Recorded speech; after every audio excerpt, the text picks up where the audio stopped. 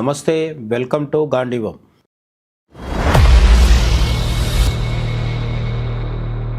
Iran ఈ పదం ఇప్పుడు చాలా తీవ్రంగా, చాలా విస్తారంగా వార్తల్లో వినిపిస్తోంది.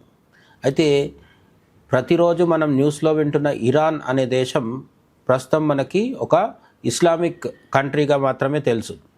ఇరాన్ని అక్కడున్న పాలకులు కూడా చెప్పుకునేది ఏంటంటే ఇస్లామిక్ రిపబ్లిక్ అనే వాళ్ళు చెప్పుకుంటూ ఉంటారు. అయితే ప్రస్తుతం షియా ముస్లింలు మెజారిటీలుగా అత్యధిక సంఖ్యలో ఉండే దేశంగా ఒక ఇస్లామిక్ చట్టాలని, ఇస్లామిక్ మతపరమైన పాలనని పాటించే ఒక దేశంగా ప్రపంచంలో వార్తల్లో నిలుస్తున్న ఇరాన్ ముస్లిం దేశం కాదు. అక్కడ పార్సీలు ఉండేవాళ్ళు. మనం పార్సీలు అని భారతదేశంలో అనేవాళ్ళు నిజానికి జొరాస్ట్రియన్ మతానికి చెందిన వారు అగ్నిని ఆరాధిస్తూ ఉంటారు. అలా పర్షియా అనే దేశం, అప్పట్లో ఇరాన్ని పర్షియా అనేవాళ్ళు. ఈ పర్షియా దేశం నుంచి ముస్లిం పాలకులు వచ్చి ముస్లిం మతం విస్తృతంగా పెరిగిపోతున్న సమయంలో కొంతమంది పర్షియా దేశం నుంచి ప్రాణాలు అరచేత పెట్టుకొని మన ముంబై తీరానికి, గుజరాత్ తీరానికి రావడం జరిగింది, వలస రావడం జరిగింది. వాళ్ళకి భారతదేశంలో ఉన్న రాజులు ఆశ్రయం కల్పించడం జరిగింది. అలా పర్షియా నుంచి వచ్చిన వాళ్ళే ఇప్పుడు పార్సీలుగా పిలువబడుతున్నారు. రతన్ టాటా నుంచి మొదలు పెడితే అనేక మంది ప్రముఖులు మనకు పార్సీ సమాజంలో కనిపిస్తారనమాట. అయితే ఇరాన్ అంటే ఇప్పుడు ముస్లిం మతానికి చెందిన పాలకులు, ప్రజలు, ఇంతకుముందు అగ్నిని ఆరాధించే జొరాస్ట్రియన్లు అంటే మన భాషలో పార్సీలు, వీళ్ళు మాత్రమే కాదు, ఇరాన్ భూభాగంలో హిందూ మతానికి కూడా చాలా కీలకమైన చోటు ఉంది. నిజానికి వేదకాలంలో, మహాభారత కాలంలో తీసుకుంటే అక్కడ సనాతన సంస్కృతి ఉండేది. కానీ తర్వాత కాలంలో క్రమక్రమంగా క్షీణిస్తూ అక్కడ జొరాస్ట్రియనిజం పేరుతో అగ్ని ఆరాధన పెరిగింది.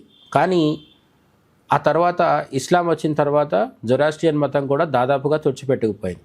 అయితే ఒక ఆశ్చర్యం కలిగించే విషయం ఏంటంటే ఇప్పటికీ 130 సంవత్సరాలకు పైగా పురాతనమైన ఒక విష్ణు ఆలయం మనకు ఇరాన్కి వెళ్తే ఇప్పటికీ చెక్కు చెదరకుండా కనిపిస్తూ ఉంటుంది. ఇది చాలా ఆశ్చర్యకరంగా అనిపిస్తుంది. 1947లో భారతదేశం నుంచి విడిపోయిన పాకిస్తాన్లోనే అనేక హిందూ దేవాలయాలు కుప్పకూలిపోతుంటే అక్కడ ఉన్న మతఛాందసవాద పాకిస్తానీలు కావచ్చు, పాకిస్తానీ పాలకులు కావచ్చు, హిందూ దేవాలయాల్ని కుట్రతో కావచ్చు, ఒక మత పిచ్చితో కావచ్చు, ఒక ఆలయాల్ని కూల్చేస్తూ ఉంటే ఇరాన్లో మాత్రం ఒక విష్ణు ఆలయం ఇప్పటికీ చెక్కు చెదరకుండా ఉంది. ఆ వివరాలు ఏంటో చూస్తే మనకి 1892లో ఇరాన్లో ఉన్న ఈ విష్ణు ఆలయాన్ని 1892లో నిర్మించారు. అంటే ఇది సుమారు 134 ఏళ్ల పురాతనమైంది. కూలిపోకుండా, శిథిలావస్థకు చేరకుండా మిగిలి ఉన్న అతి కొద్ది హిందూ ఆలయాలు, అంటే ఇంతకుముందు చాలా ఉండేవి, అవన్నీ పోను ఇప్పుడు కొన్ని మాత్రమే మిగిలాయి. అందులో అత్యంత ప్రధానమైంది ఈ విష్ణు ఆలయం. ఈ బందర్ అబ్బాస్ అనే ఇరానియన్ సీపోర్ట్కి, అక్కడున్న ఓ ఇరాన్ దేశము ఓడరేవుకి వెళ్ళేవాళ్ళు. అలా వెళ్ళిన వాళ్ళు తాము పూజలు చేసుకోవడం కోసం, అంటే చాలా రోజుల పాటు అక్కడే వాళ్ళ వ్యాపార లావాదేవీల్లో భాగంగా అక్కడే ఉండిపోతుంటారు కాబట్టి తాము పూజలు చేసుకోవడం కోసం ఒక విష్ణు ఆలయాన్ని నిర్మించడం జరిగింది. అదే 1892లో నిర్మింపబడి ఇప్పటికీ మనకు ఇరాన్లో కనిపిస్తున్న విష్ణు ఆలయం. చిన్నపాటి ఆలయం అయితే మనం ఇంత ప్రత్యేకంగా చెప్పుకునే వాళ్ళం కాదు. ఇక్కడ అద్భుతమైన వాస్తు, శిల్ప సంపద మొదలైనవి మనకు ఇప్పటికీ బాగా చాలా స్పష్టంగా కనిపిస్తుంటాయి అన్నమాట. అంతేకాకుండా ఈ ఆలయం ఇరాన్ అలాగే భారతీయ వాస్తుశిల్ప కళల కలయికతో ఉంటుంది. అంటే మన యొక్క శిల్పకళ, ఇరాన్ వాళ్ళ యొక్క శిల్పకళ రెండు కలగలిపి నిర్మించడం అనేది విశేషం అన్నమాట. హిందూ ఆలయాలకు ఉండే విధంగా స్తంభాల మీద రకరకాల శిల్పాలు చెక్కడం ఇదంతా కనిపిస్తుంది. అలాగే పైన ఇరాన్ లేదా ఇస్లామిక్ కంట్రీస్లో కనిపించే డోమ్, మన తాజ్మహల్ మీద ఉన్న లాంటి గుమ్మటం కూడా ఈ గుడికి కనిపిస్తుంటుంది అన్నమాట. హిందూ దేవాలయమే అయినప్పటికీ ఇరాన్ వాళ్ళ యొక్క శిల్పకళ, భారతీయ శిల్పకళ రెండు కలిపి, రెండు జతపరుస్తూ మేళవిస్తూ కట్టడం జరిగిందనమాట. ఈ ఆలయ నిర్మాణానికి స్థానికంగా దొరికే రాళ్లతో పాటు సముద్ర పగడాలను కూడా ఉపయోగించడం జరిగింది. పగడాలంటే కోరల్స్, అంటే అమూల్యమైన పగడాలు, అలాగే ఇరాన్లో స్థానికంగా దొరికే శిలలు, రాళ్ళు అన్నీ ఉపయోగించి ఈ గుడిని నిర్మించడం జరిగింది. అందుకని ఇది ఒక విభిన్నమైన ఇటువంటి ఆలయం మళ్ళీ మనకు మరో చోట కనిపించే అవకాశం లేదనమాట. ఇది ప్రధానంగా విష్ణువాలయం అయినప్పటికీ ఈ గుడిలో శివపార్వతులు ఉంటారని కూడా మనకు తెలుస్తుందన్నమాట. మహావిష్ణువు ప్రధాన దైవం అయినప్పటికీ అనేక ఉపాలయాలు కూడా ఈ గుడిలో ఉన్నాయని చెప్తున్నారనమాట. అయితే ప్రజలు మాత్రం ఈరోజు కూడా ఇరాన్ ప్రజలు ఈరోజు కూడా దీన్ని శ్రీ విష్ణు మందిర్ అనే పిలుస్తారట. అంటే ఇరాన్ కూడా బ్రిటిష్ వాళ్ళ చెప్పు చేతుల్లో ఉండేది, వాళ్ళ గ్రిప్లో ఉండేది. మన భారతదేశాన్ని ఎట్లయితే స్వతంత్రం 1947 తర్వాత వదిలేసి వెళ్ళారో ఆ తర్వాత బ్రిటిష్ వాళ్ళు ఇరాన్ నుంచి కూడా ప్రజాస్వామ్య పాలన వచ్చింది.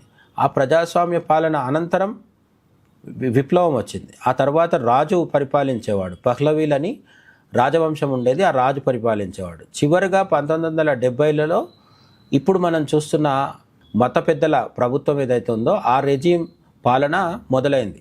కాబట్టి 3 రకాలు, అంటే బ్రిటిషర్లు ఉన్నప్పుడు వాళ్ళ ప్రభావం ఉండేది, ఆ తర్వాత వాళ్ళు వెళ్ళిపోయిన తర్వాత ప్రజాస్వామ్యం కొంతకాలం కొనసాగింది, ఆ తర్వాత రాచరికం సాగింది, ఆ తర్వాత మతపరమైన పాలన ఇప్పటికీ కూడా కొనసాగుతుందన్నమాట. ఇన్ని రకాల మార్పులు జరుగుతున్నప్పటికీ కూడా ఈ గుడి మాత్రం ఎటువంటి మతఛాందసవాద దాడులకు లోనవ్వకుండా భద్రంగా 132 సంవత్సరాల నుంచి ఉండడం అనేది నిజంగా ఆశ్చర్యం కలిగించే విషయం. ఎందుకంటే ఇరాన్లో మతఛాందసవాదం చాలా ఎక్కువ ఉంటుంది.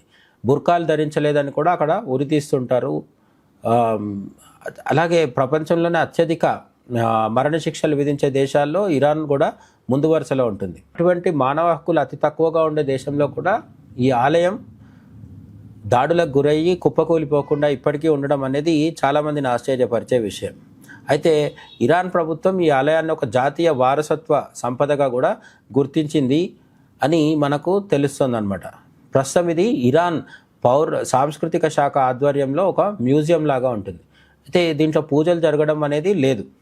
గుడి ఉంది, కానీ ఈ గుడి ప్రస్తుతం ధూపదీప నైవేద్యాలతో, పూజలతో, నిత్య సేవలతో శోభిల్లడం మాత్రం లేదు. అంటే ఇది మనం ఊహించుకునే ఒక సనాతన హిందూ దేవాలయం ఎలా ఉంటుందో అలాగ ఉండకపోవడం మాత్రం మనం కొంత బాధపడాల్సిన విషయం, అదొక విషాదకరమైన విషయం.